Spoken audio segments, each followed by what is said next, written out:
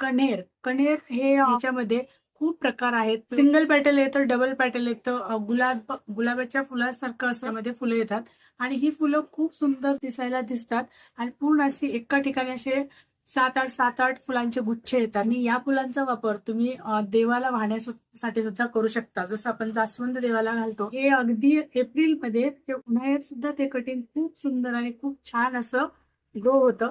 तर बघ, मी असं या भांड्यामध्ये हे 3 कटिंग आणले होते. खरं तर मी एकच फांदी आणलेली होती आणि त्याचे हे 3 कटिंग केलेले आहेत आणि लावलेले आहेत. तर मी तुम्हाला दाखवते किती मस्त ग्रो झालेले आहे ते.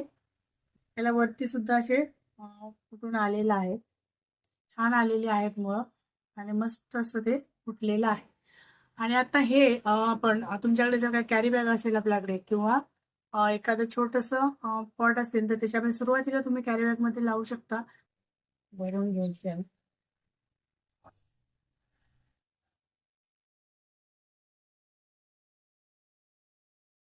आधी पाणी ओतून घ्यायचं.